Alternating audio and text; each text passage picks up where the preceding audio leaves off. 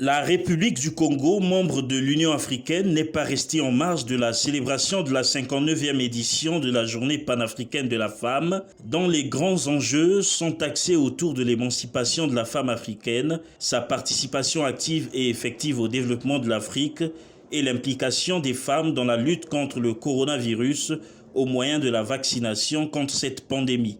Cette cérémonie, placée sous le patronage de Madame Inès Nefer-Berti Ingani, ministre de la Promotion de la Femme et de l'Intégration de la Femme au Développement, s'est déroulée ce samedi à Brazzaville dans un climat bon enfant.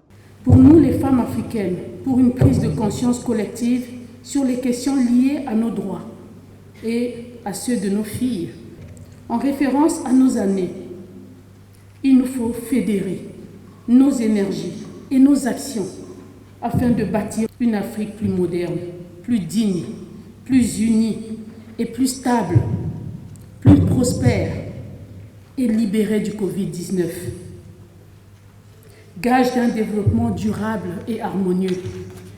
Ambassadeur de la République démocratique du Congo, Christophe Muzungu, doyen du corps diplomatique, a présenté l'historique de la Journée panafricaine de la femme, enjeux et perspectives. Nous pouvons facilement constater que le combat mené par nos vaillantes mamans pour la liberté, le développement, la paix, la promotion de l'équité genre, l'amélioration significative des conditions de vie des femmes africaines et son émancipation est assorti des enjeux. Nos vaillantes mamans ont le devoir de continuer leur combat qui, du reste, porte déjà progressivement des fruits. Dans le processus de la promotion et de l'intégration de la femme au développement, ambassadrice de Côte d'Ivoire au Congo, Thérèse Ndrioman souligne quelques avancées significatives. Il y a des avancées significatives et pour cela, il faut saluer aussi l'action des hommes parce qu'aujourd'hui, il y a plus de 30% de représentativité des femmes dans la plupart des parlements africains. Il y a aussi l'intégration des femmes dans tous les corps de métier, puisque nous avons même une femme qui a été chef d'État, en la personne de Mme Ellen Sirleaf Johnson, chef d'État, président du Libéria. Nous avons des femmes ministres, des femmes sénateurs, des femmes ingénieurs.